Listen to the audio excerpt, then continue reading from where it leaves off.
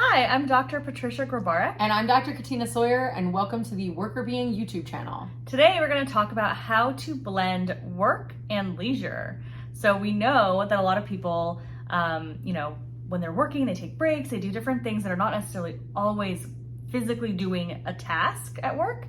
And there's a lot of activities that we do outside of work with people from work and in different work contexts. So that's what this is all about, is like this idea that people are blending work and leisure in a variety of ways. And a new framework has recently been developed that kind of outlines the different ways that you can blend the two together.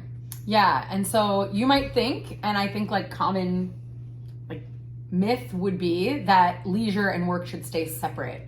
But actually the literature suggests that it's healthy for people to actually do tasks that have a leisure component and a work component. And there are sort of three dimensions upon which you can categorize the kind of activities that you're doing to understand whether or not you're doing them, and then also to understand whether or not you're getting a mix of those activities that's appropriate. Yeah, exactly. So I think it's, we can talk about those three different categories, but like you were saying, it is really good from a well-being perspective. It's also good from organizations' perspective, because when people are participating in different kind of blended activities, they're more committed to their workplace. So they're more excited to be part of that environment, more excited to be, around colleagues and building social relationships. So there's a lot of positives that are associated with this. So let's talk about the first category of this framework. So there's this idea of segmented versus integrated. And we've talked about segmenters versus integrators in like a work-life balance perspective, but this is different. This is whether or not the actual activity you're doing is segmented or integrated. Meaning, if it's segmented, you are going to a happy hour with your team. That is not something that you're doing that has to do with work task. You're not doing any actual work. You're just doing something in a work context. So the people that you're with are from work, but the actual activity has nothing to do with work. An integrated task is one that you're doing that has to do with work. So it would be something like a sales competition, right? It's like maybe fun and there's some leisure components to it, but you're actively doing a work task when you're trying to sell to do better in this competition.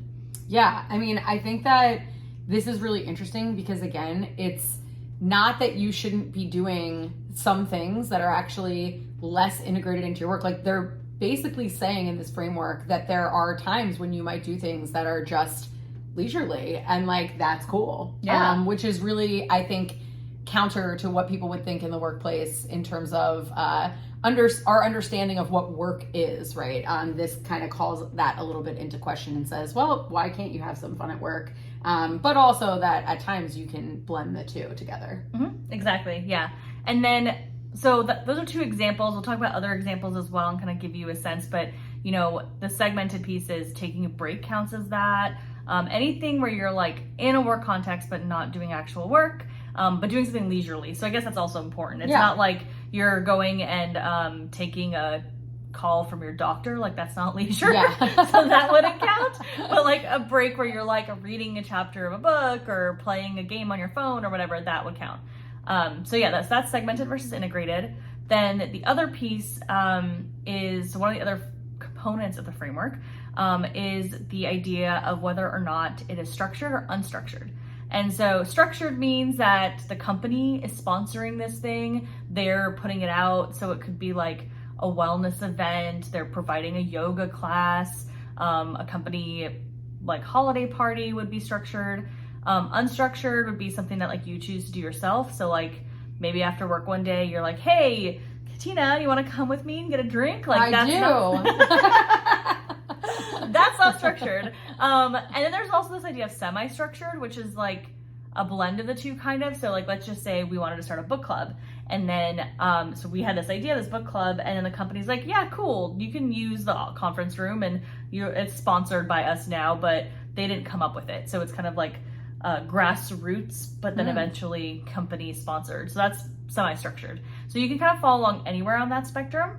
And as you can imagine, people like the unstructured stuff the best because it's more natural and kind of homegrown versus being forced to do something. But there are some structured events that people really like too. Yeah, I think that's interesting because a lot of people think when they think about wellness and activities at work, I think they think that you have to have a budget and spend and put these very programmatic things in place in order to support people's wellness. But the reality is you can also just let people come up with their own stuff that they want to do if you give them the time and the space to actually engage in some leisurely activities that are not planned by the organization. Exactly. Yeah, I think that's a big piece, is like giving space for unstructured activities.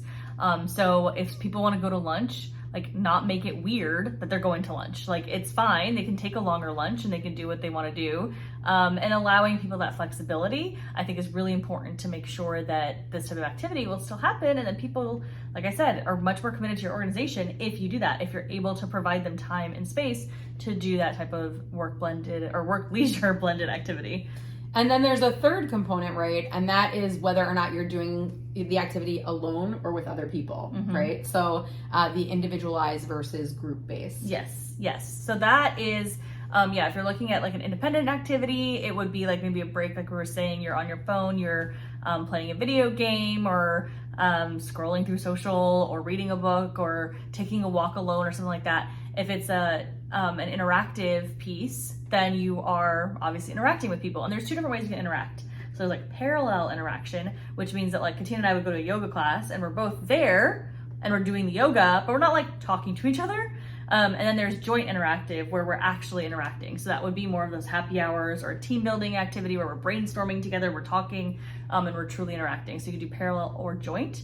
And again, like all three of them are really positive, but the more interactive ones cause employees to like build stronger bonds. And then that again leads to people being more committed, more satisfied in their job, and excited to be there with coworkers that they know and love. Yeah, that's awesome. So if there are people in your workplace who are saying, as a group or by themselves, I just want to take a break, I just want to do something that's more leisurely, or I want to combine work with something that we actually enjoy doing, you should let them do it. It's actually good for the workplace.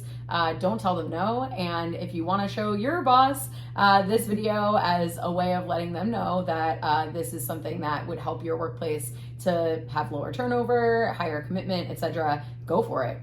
That's why we make these videos. Yeah, exactly. Yeah, when you're thinking about all the activities, the variety is really important, because we know people are individuals and they like different things. And so if you have a variety of activities that you can provide and allow for space for like unstructured, kind of informal activities that are blended, the better the organization's going to be, because the employees are going to be able to pick what they like the best, and they're not going to feel forced to have to do the one thing that the company has deemed as appropriate, or like the activity you have to do. So definitely think about variety and think about these three different components and how they combine to kind of create a lot of different activities. Yeah.